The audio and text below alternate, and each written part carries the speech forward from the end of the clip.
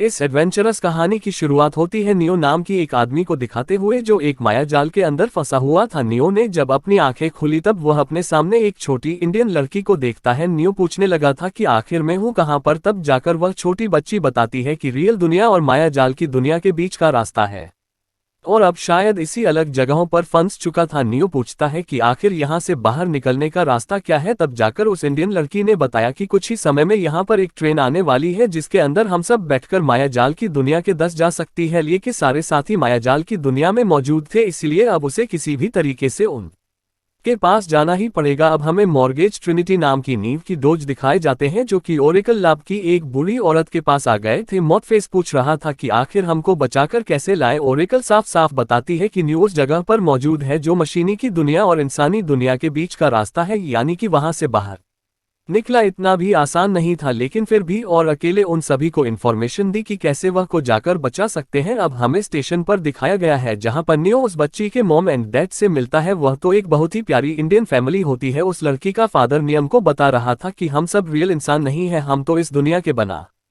गए सिर्फ एक प्रोग्राम है जिनका काम था यहाँ पर आए हुए मुसाफिरों को रास्ता दिखा रहा। वो आदमी के सामने दुख जताते हुए ये कहता है कि हमारा काम खत्म होने के बाद हमें भी मिटा दिया जाएगा, लेकिन हम दोनों सिर्फ इस लड़की को जिंदा रखना चाहते हैं, इसलिए जो भी हो हम इसकी प्रोटेक्शन करते रहेंगे। अभियान और फिर ट्रिनिटी और उसके सारे दोस्त को ढूंढने के लिए रास्ते पर निकल जाते हैं। वो लोग तो जल्द से जल्द काफी लंबा रास्ता तय करते हुए एक ट्रेन के अंदर पहुंचते हैं जहां पर उन्हें एक बुरे आदमी को ढूंढना था। थोड़ा और आगे जाने पर उन्हें वही बुरा आदमी मिल जाता है जिसे कि सभी लोग ट्रेन मैन के नाम से बुलाते थे। मैंने तो उन्हें देखकर तुरंत ही गोलियां चलाना स्टार्ट कर दिया था। वह लगा तरह अपनी जान बचाकर भाग रहा होता है और अभी ट्रेन डायरी के लिए उस प्लेटफॉर्म पर जाकर रुकती है जहां पर यह इंडियन फैमिली के साथ मौजूद था। ट्रेन आते ही इंडियन फैमिली के तीनों में बस लगातार ट्रेन के अंदर जाने लगते हैं। धीरे धीरे अब उनका पीछा करने लगा था। जैसे ही ट्रेन के अंदर घुसता ट्रेन मैंने उसे रोक दिया और एक पांच मारकर उसे दीवार में लड़ा दिया, क्योंकि ट्रेन में नहीं चाहता था कि न्यू अपने दोस्तों के साथ मिले। अब ट्रेन चलने के बाद तीनों फैमिली मेंबर्स उसके अंदर बंद हो जाते हैं। ट्रेन काफी ज्यादा दूर निकल चुकी थी, इसीलिए ने डिसाइड किया कि ट्रैक पर भागती हुई ट्रेन को पकड़ ली का पर्व। जैसे ही ट्रैक पर भागते हुए एक टनल के अंदर जाता, उसके बाद वह पीछे वाले टनल के वापस उसी प्लेटफॉर्म पर आ जाता। बार बार भागने का ट्राई करने पर भी वो उसी प्लेटफॉर्म पर वापस आ जा रहा था, यानी कि नीव अभी लूप में फंस चुका है जिसे तोड़ पाना उसके बस की बात नहीं। अब यहाँ मौत व्यस्त ट्रिनिटी मेरे नाम की एक बहुत ही बड़ी गैंगस्टर के पास आ जाते हैं, क्योंकि मेरे भी नहीं एक ऐसा आदमी था जो उस दुनिया में ट्रेन भेजते थे और एक ही रास्ता है जिसकी वजह से को माया जाल की दुनिया में लेकर आया जा सकता था। मैं के अड्डे पर पहुंचने के बाद उसकी कई सारे बॉडीगार्ड्स वहां पर मौजूद होते हैं, लेकिन फिर भी ट्रिनिटी और मौत डरते नहीं और मेरे के पास जाकर कहने लगते हैं कि अगर तुमने नियमों को नहीं बचाया तब मैं तुम्हें जान से मार दूंगी। उसे पिता चाहते थे कि मैं नवीन रिकॉर्ड ट्रेन भेजकर नीव को हमारे पास माया जाल में लेकर आ जाए, अतः यूनिटी और उसके साथियों का इतना ज्यादा कॉन्फिडेंस देखने के बाद भी मान जाता है। जिसके बाद प्लेटफॉर्म पर एक और ट्रेन भेजी गई थी जिसमें कि नियो बैठकर वापस माया जाल में अपने साथियों के पास आ गया था। ट्रिनिटी अफेयर्स और उसके ग्रुप के सारे लोग एकदम ज्यादा खुश थे कि उनका लिए एकदम सही सलामत वापस आ चुका है। यहाँ दियो अपनी दुनिया में जाने से पहले ओरेकल से मिलना चाहता था जो कि उसी माया जाल की दुनिया में मौजूद थी। न्यूज सीधा ओरेकल के घर पर आ जाता है जो उसी इंडियन फैमिली की लड़की के साथ खाना बना रही थी। न्यूज शॉक हो गया था क्योंकि ये तो ओरेकल नहीं है बल्कि यह तो कोई और है। तब जाकर ओरेकल बताती है कि हमें अपनी बॉडी को टाइम टाइम पर चेंज करना होता था क्योंकि इससे हम प्रोटेक्टेड रहते थे। दरअसल को एकल होते हैं जो किसी को भी फीचर देखकर बता सकते थे कि आगे क्या होने वाला है, लेकिन ये बात कुछ दुश्मनों को पसंद नहीं होती, इसीलिए वो लोग चाहते थे कि ओरेकल को जड़ से खत्म कर दें और एक भी ओरेकल बचेगा। ओरेकल लिए उसे पूछती है कि आखिर यहाँ पर तुम की सवाल का जवाब पता कर ले आए थे। तब जाकर लिए पूछता है कि आखिरकार में की दुनिया में फंस चुका था जो कि न रियलिटी और न ही वर्चुअल, और ये सारी चीजें कौन कर रहा है। ओरेकल बताती है कि जिसने भी इस माया जाल को क्रिएट किया था, जबकि उसके अंदर तुम जैसे मां शक्तिमान की एंट्री होती है तो उनके विचारों की बहुत ज्यादा अहमियत होती थी। माया जाल के अंदर ये देखा जाता था कि तुम जैसे महान योद्धा अपना डिसीजन कैसे लेते हुए। माया जाल के अंदर अब तक जितने भी 5 योद्धा शामिल हुए थे उन्होंने इंसानियत की हेल्प करने का डिसीजन लिया था, लेकिन पहली बार ऐसा हुआ है कि तुमने अंदर जाकर खुद का स्वाद सोचा जिससे कि यह पूरा लुत्फ ही टूट गया और इसी वजह से तुम एक ऐसी दुनिया में चली गई जो कि रियलिटी और ना वर्चुअल उनके बीच का एक रास्ता था जहां पर सिर्फ तुम ही पहुंचे हो। लेकिन अब उड़ाकर ले नियमों को स्मिथ के बारे में बताया जो वर्चुअल वर्ल्ड में इंसानों को अपनी तरफ बातें जा रहा था और अगर उन्हें आगे चलकर अपनी सही डिसीजन नहीं लिए तो शायद ये हो सकता है कि स्मिथ इसी तरीके से वर्चुअल दुर्बल पर कब्जा कर ले और उसे डिस्ट्रॉय भी कर दे। अगर ऐसा हुआ तो हमारी असली दुनिया पर भी फर्क पड़ेगा और मशीन हमारी दुनिया पर हमला भी कर सकते थे, इसलिए अब नियम को किसी भी तरीके से स्मिथ को रोकना ही पड़ेगा। तो अपना फ्यूचर देख लिया होता है, इसीलिए को वहां से रवाना कर देती है। कुछ देर के अंदर ही अंदर वहां पर स्मिथ और उसके सारे साथी आ चुके थे। दरअसल स्मिथ ने इन सारे लोगों को वर्चुअल वर्ल्ड में अपने कब्जे में कर लिया होता है, यानी कि जो उसमें कहेगा वही सारी चीजें करेंगे। तो रहते उनके पास आकर यह कह रहा था कि आखिर तुमने फ्यूचर क्यों नहीं देखा?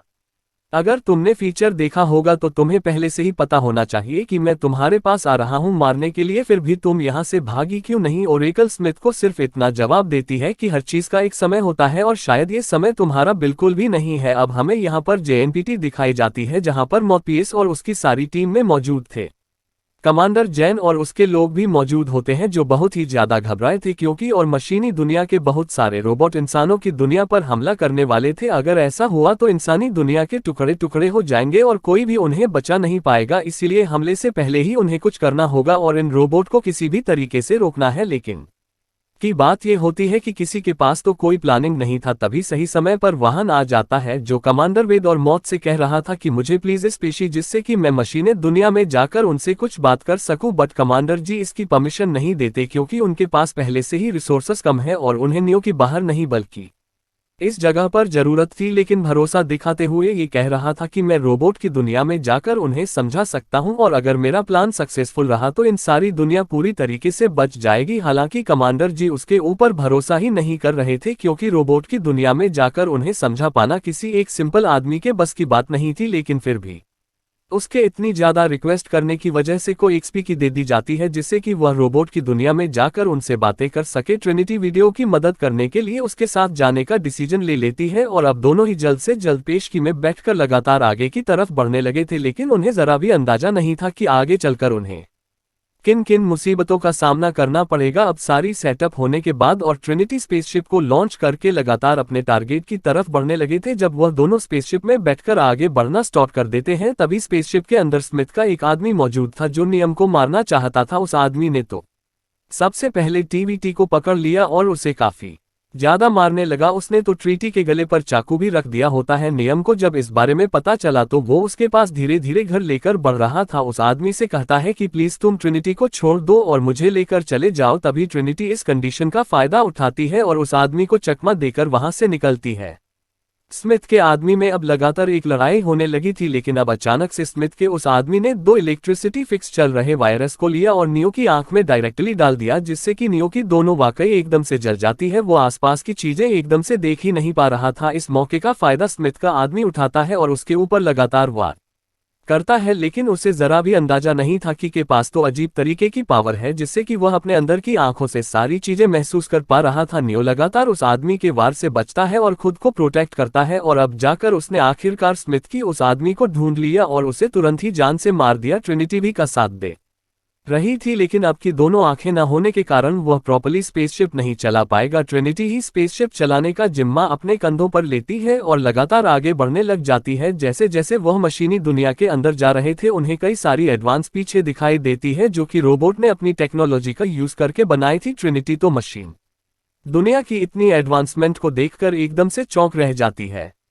और उसे किसी भी तरीके से इस जंग को रोकना था, इसीलिए उन्हें मशीनें दुनिया के अंदर जाना ही होगा। अब हमें यहाँ सिटी में दिखाया गया जहाँ पर पूरे 12 घंटे खत्म हो चुके होते हैं और मशीनें दुनिया के बहुत सारी रोबोट्स एक बड़ा सा दरवाजा बनाकर लगातार अंदर घुसने की कोशिश कर रहे थे। मॉर्फियर कमांडर जी और उसकी पूरी सेना रोबोट को रोकने की लगातार कोशिश कर रही थी, लेकिन रोबोट्स की सेना इतनी ज्यादा एडवांस होती है कि वह अपनी पूरी टेक्नोलॉजी लगाकर इंसानों को मारती जा रही थी। लेकिन कमांडर जी के भी लोग कम नहीं होते, ने भी इतने टाइम में काफी अच्छे सोच बना लिए थे जिसके अंदर बैठकर वो रोबोटिक सेना से लड़ाई करते हैं। वहां पर तो एकदम कांटे की टक्कर हो रही थी, परंतु इंसानों और रोबोट्स के बीच घमासान जंग छिड़ चुकी होती है जिसमें कि किसी का भी बचना नामुमकिन था। साफ साफ देखा जा रहा था कि रोबोट्स इंसानों पर हावी होती जा रही है और अगर ऐसा ही चलता रहा तो इंसान पूरी तरीके से खत्म हो जाएंगे। लेकिन का मंदिर जी और मॉर्गेज की पूरी सेना अपनी जान लगा रही थी रॉबर्ट्स को रोकने के लिए। अगर ये माया जाल के अंदर घुसने में कामयाब हो गए तो यहाँ से होते हुए वो असली दुनिया में भी जा सकते थे, और अगर असली दुनिया में इनका प्रवेश भी हो गया तो ये सारी चीजों को डिस्ट्रॉय कर देंगे, इंसानियत का तो नामो निशान भी खत्म हो सकता था। इसीलिए वह अपनी जान की कुर्बानी लगा रहे थे उन रॉबर्ट्स को रोकने के लिए। अब हमें यहाँ नियमों और ट्रिनिटी को दिखाया गया है जो लगा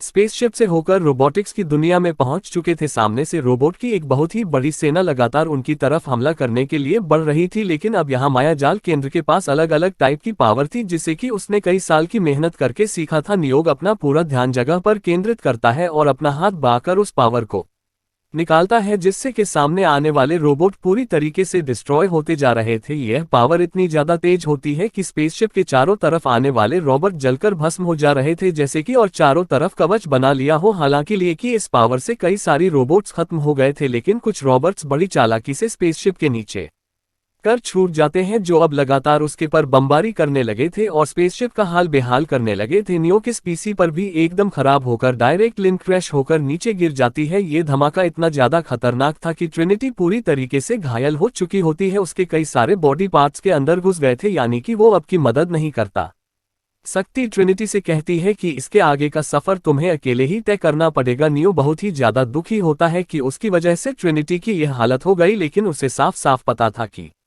अगर उसने जाकर रोबोटिक सेना से बात नहीं की तब ट्रिनिटी के साथ साथ बाकी सारे लोगों की भी हालत ऐसी हो जाएगी। इसलिए अपनी बिना कुछ सोचे समझे अपनी सारी पावर्स इकट्ठा करता है और डायरेक्ट लिए चला जाता है उन सारे मशीन की सेना की लीडर के सामने। रोबोटिक सेना का लीडर बहुत ही ज्यादा पावरफुल था, उसके अंदर और लिमिटेड इलेक्ट्रिक चार्ज से लेकर कई सारे मैग्नेटिक बावजूद भी थे, जिससे कि किसी भी प्लेनेट को एक ही बार में डिस्ट्रॉय किया जा सकता है। लेकिन अब यह उस लीडर को बताने लगा कि इस माया के अंदर सुमित नाम का एक आदमी छुपा हुआ है जो सारे इंसानों को खुद की तरह बनाते जा रहा है, यानी कि चलते फिरते प्रोग्राम। और रोबोटिक दुनिया में मौजूद सारे रोबोट्स की बैटरी इंसानों के दिमाग के वाइब्रेशन से चलती थी। अगर इंसान इसी तरीके से प्रोग्राम में कन्वर्ट होती जाएंगी तो उनमें कोई मूवमेंट नहीं होगी और आप सभी रोबोट्स के पास एनर्जी जनरेट करने का कोई भी दोषी नहीं बचेगा, जिससे कि रोबोटिक दुनिया की सभ्यता भी एकदम से खत्म हो जाएगी। इसलिए हमें किसी भी तरीके से स्मिथ को मायाजाल में ये सारी चीजें करने से रोकना होगा। अब रोबोटिक लीडर को यह समझा रहा होता है कि अगर इंसान ही नहीं रहेंगे तो आप सभी रोबोट केंद्र बैटरी जो जनरेट होती थी उनके दिमाग से वो भी खत्म हो जाएगी और